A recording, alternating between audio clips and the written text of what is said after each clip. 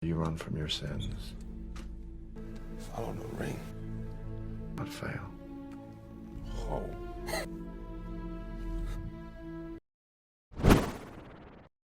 Judul film Inside Man tahun 2006. Film ini dirilis tahun 2006. Meskipun sudah lama, film ini masih layak ditonton karena alur ceritanya logis dan jenius. Film ini disutradarai oleh Spike Lee, dibintangi oleh Denzel Washington, William Dafoe, Clive Owen, dan Chiwetel Ejiofor. Film ini bercerita tentang sebuah perampokan bank yang tidak biasa, dibalut dengan genre crime thriller yang nggak bikin otak kita berkontraksi. Alur cerita film ini simple di sisi plot twist, tetapi tetap jenius.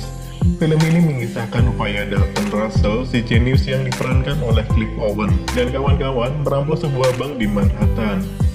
Misi mereka adalah merampok bank tersebut dengan cara memanipulasi psikologi polisi dan sandranya. Aksi mereka hampir digagalkan oleh detektif Kane Fraser yang diperankan oleh Denzel Washington. Mereka juga telah dikepung oleh ratusan polisi dan juga pasukan khusus. Akan tetapi rencana Dalton benar-benar telah matang, sampai akhirnya dia bisa keluar dari pintu depan bank tersebut bersama hasil curiannya dengan mulus tanpa kecurigaan pegawai bank dan polisi, tentunya tanpa baku hantam dan baku tembakan. Bagaimanakah hal tersebut bisa terjadi, dan misteri tersembunyi apa yang mendasari Dalton merampok bank tersebut? Marilah kita persembahkan filmnya, Inside Man. Film ini dibuka oleh aktor utama. Dalton menceritakan kondisinya sedang berada dalam sel sempit. Sel tersebut bukanlah penjara. Dia juga bercerita telah melakukan perampokan paling sempurna, tanpa ada kesulitan yang berarti. Misteri sel tersebut akan terungkap di akhir film tersebut. Dan film pun dimulai dengan setting waktu beberapa hari sebelumnya.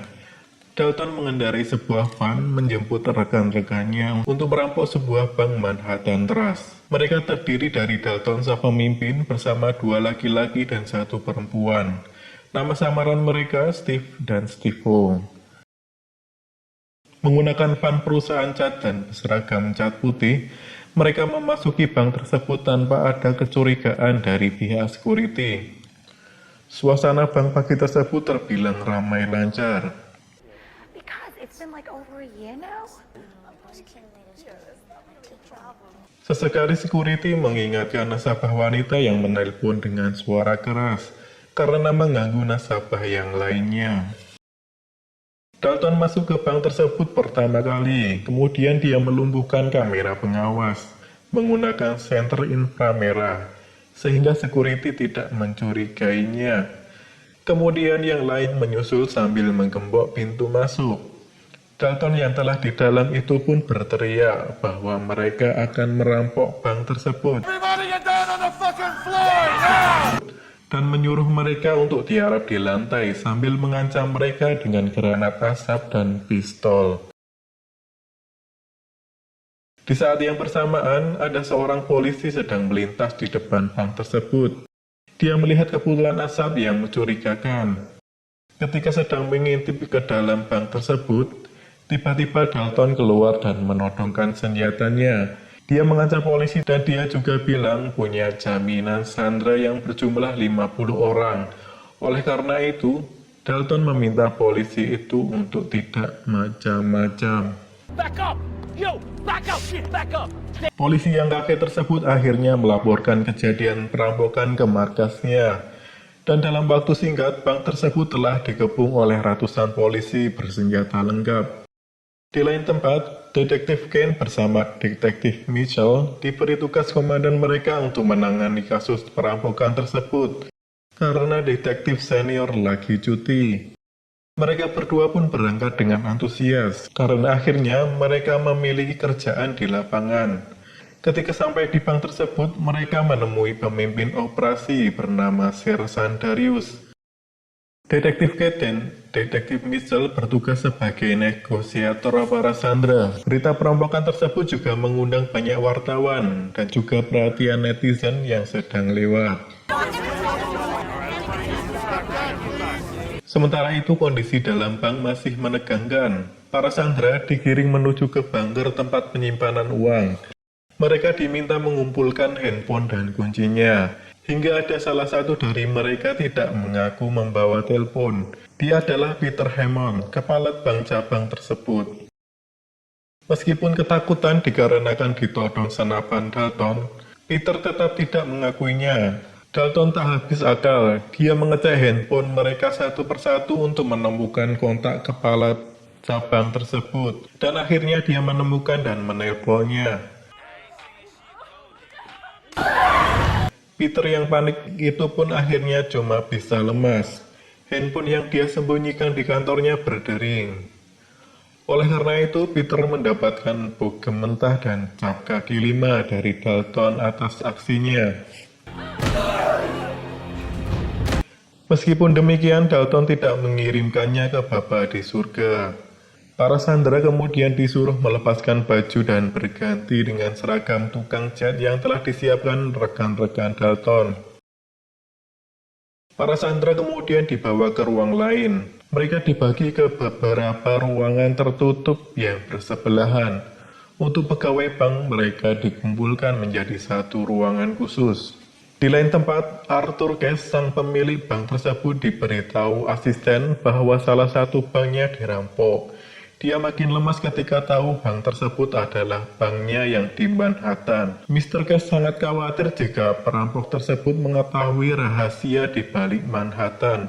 Atas saran dari orang terdekatnya Mr. Cash, dia menghubungi Madeleine White, seorang perantara berpengaruh yang dekat dengan pemerintahan dan orang yang kuat.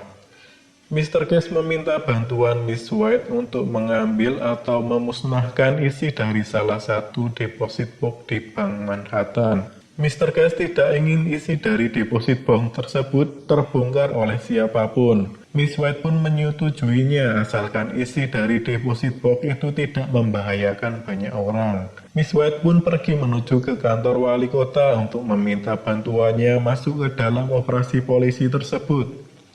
What the fuck do you want? A favor. You know about this hostage situation. Dia meminta untuk diberi perlakuan khusus di lapangan. Kembali lagi ke dalam Bank Manhattan, Dalton dan dua rekannya pergi ke gudang penyimpanan peralatan kantor di bank tersebut. Kemudian mereka mulai membuat sebuah lubang di lantai ruangan itu. Sementara itu, Detektif Kate mulai mencari petunjuk tentang perampokan. Dia memeriksa rekaman CCTV dan menemukan jalan buntu karena CCTV tidak berfungsi beberapa menit dikarenakan senter inframerah Dalton dan kawan-kawan. Sehingga polisi tidak bisa menelusuri pengunjung bank. Detektif Kate juga tidak menemukan bukti apapun dari van yang mereka gunakan, karena van tersebut adalah mobil curian. Detektif Kate juga mencoba menghubungi perampok untuk bernegosiasi, tetapi mereka tidak menanggapinya. Dalton malah melepas dua orang sandera yang salah satunya membawa koper berisi tuntutan untuk mereka. Easy, be very careful. Now, easy, easy. Who are you? Oh shit, a fucking error. Tuntutan itu berisi untuk disediakan bus dan juga pesawat beserta pilot untuk mereka. Jika tidak, Dalton dan kawan-kawan akan membunuh sandera tiap 1 jam keterlambatannya. Dari sandera yang dibebaskan itu, Detektif Kate juga mengetahui jumlah perampok dan juga sandera, beserta ciri-ciri mereka. Dalton juga meminta stok makanan dan juga minuman untuk para sandera.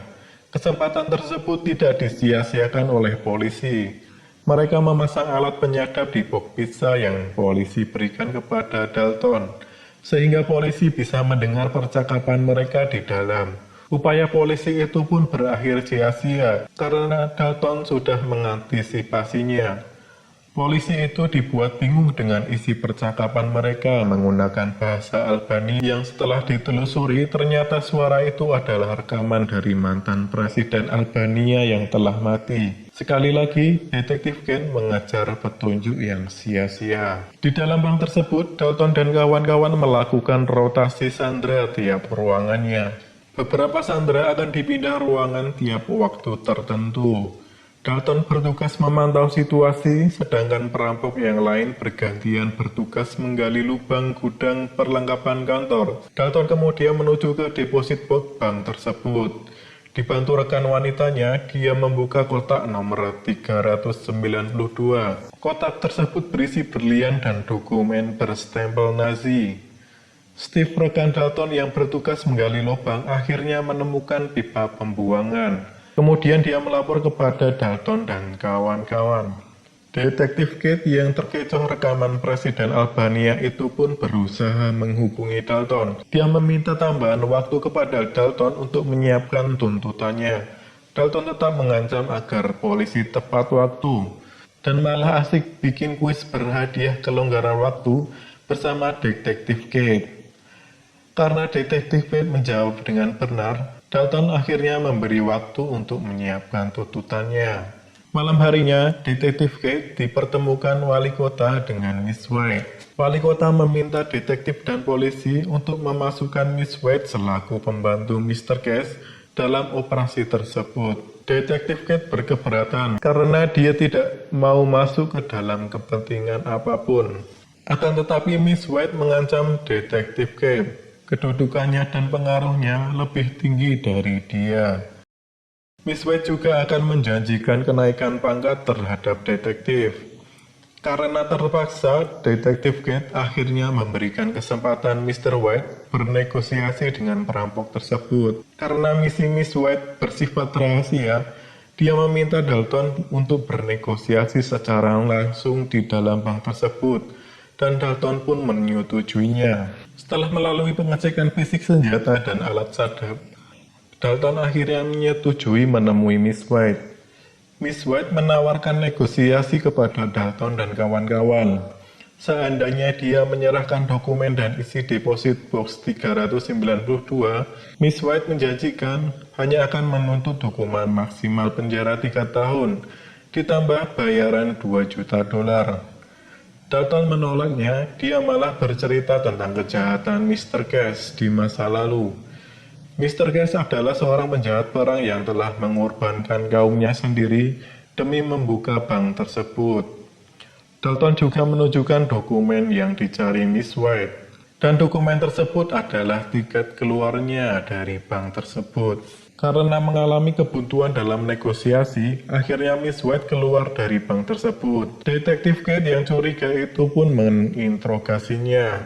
Akan tetapi Miss White merahasiakan percakapannya. Miss White memberitahu detektif jika Dalton adalah orang yang jenius, berpendidikan, yang gak mungkin merampok bank dan membunuh orang. Dan sepertinya Dalton mengulur waktu untuk tujuan tertentu. Dikarenakan informasi tersebut, Detektif Kate mencoba bernegosiasi ulang dengan Dalton. Detektif bersedia memenuhi tuntutan malam itu juga bila dia diizinkan masuk ke dalam bank untuk melihat kondisi Sandra dan memastikan tidak ada korban jiwa. Dalton pun menyetujuinya. Akhirnya mereka bertemu. Mereka memiliki karakter yang kuat dan sama-sama cerdas. Setelah melihat kondisi para Sandra, Detektif Kate menawarkan 2 opsi kepada Dalton dan kawan-kawan. Pertama, cara mudah, Dalton diminta menyerah dan berjalan dari pintu depan.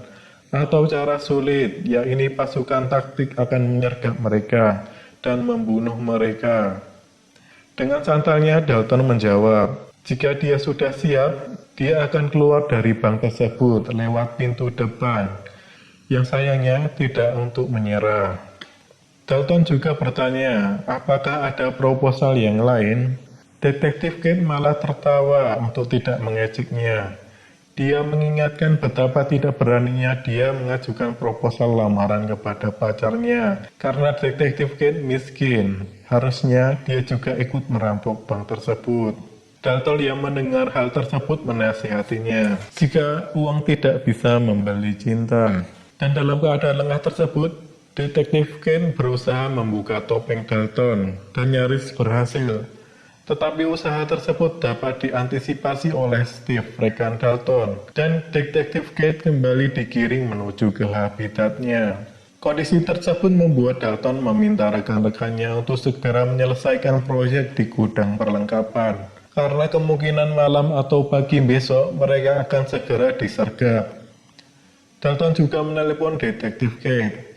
Dia tak mau dianggap plonga-plongo saja kerjaannya sambil bikin gertak sambal. Melalui CCTV yang dipasang polisi, Dalton dan kawan-kawan mempertontonkan acara eksekusi Sandra sebagai bentuk pembalasan penghinaan di lobi bank tersebut.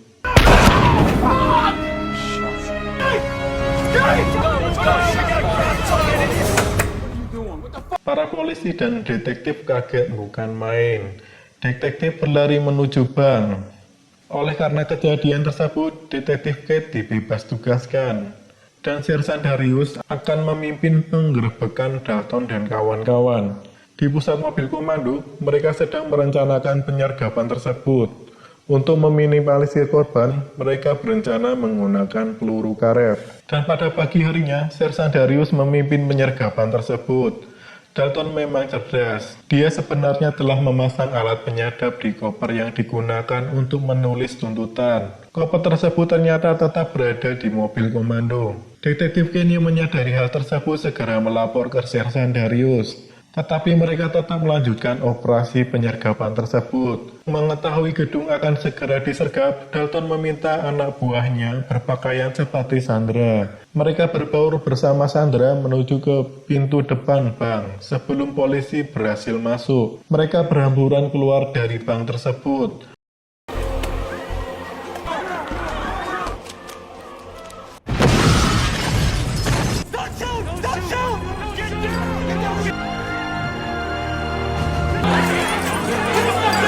Polisi yang bingung itu pun akhirnya mengangkut mereka semua ke tahanan.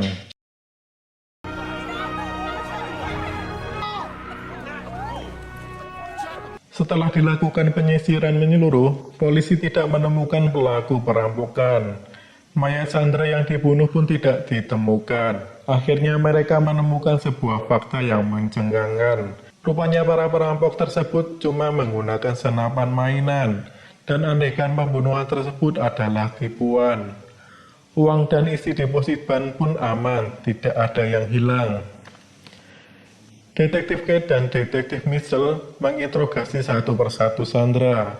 Stivo ternyata aman. Mereka menggunakan trik saat pergantian ruangan Sandra waktu di bank tersebut. Mereka menyusup seolah-olah Sandra juga dengan menampakkan wajah mereka di ruangan tersebut. Sehingga detektif susah memastikan mereka karena mereka memiliki alibi yang kuat dari pengakuan Sandra yang lain. Didukung CCTV yang mati saat pengunjung bank sedang ramai-ramainya. Dikarenakan kasus tersebut tidak menemukan titik temu, tidak ada kerugian, dan tidak ditemukan tersangka, maka Komandan Polisi Manhattan meminta Detektif Kane menutup kasus tersebut. Dikarenakan masih banyak kasus yang lain yang harus ditangani. Setelah beberapa hari, Detektif Kane masih bingung dengan perampokan yang aneh ini. Kemudian dia memeriksa daftar kotak deposit bank tersebut. Ia curiga ada nomor kotak yang hilang dari daftar tersebut, yakni nomor 392. Berbekal surat dari pengadilan, Detektif Kate berangkat ke Bank Manhattan. Di bank tersebut, detektif menabrak seorang yang tidak lain adalah Dalton. Detektif tidak mengenalinya karena belum pernah melihat wajah Dalton. Ternyata selama ini Dalton bersembunyi di gudang persediaan bank tersebut. Mereka telah membangun sebuah ruangan sempit di belakang tumpukan barang. Setelah dirasa aman, Dalton pun keluar dengan santainya. Saat keluar dari bank tersebut, Dalton tidak sengaja bertemu dengan Detektif Kate. Dan akhirnya Dalton pun bisa keluar dari bank tersebut melalui pintu depan, bersama hasil rampokannya yang berupa perhiasan dari kotak deposit 392. Perhiasan itu merupakan tinggalan dari korban perang Nazi pada Perang Dunia Kedua, sebagai bukti moral busuk Mr. Cash. Dalton keluar dari bank tersebut dijemput oleh rekan-rekan mereka. Ketika Detektif Kate memeriksa kotak deposit 392, dia menemukan sebuah pesan dari Dalton yang berbunyi untuk mengikuti cincin yang dia tinggalkan. Berbekal cincin tersebut, Detektif Kate menemukan fakta yang mengejutkan. Ternyata Mr. Case adalah seorang penjahat perang. Meskipun Detektif Kate diancam oleh Mr. Case dan Mr. White, dia tetap tidak bergeming dan akan tetap membongkar kebusukan mereka berdua. Don't ask anyone who knows me. Oh, come on now. Come on. It's something really bad, isn't it? Pada malam harinya, Detektif Kate pulang ke rumah pacarnya. Dia terkejut ketika menemukan sebongkah berlian di saku bajunya. Detektif Kate pun tersadar ternyata orang yang menabraknya di bank pagi tadi adalah Dalton, yang terbukti dengan ucapannya keluar dari bank lewat pintu depan.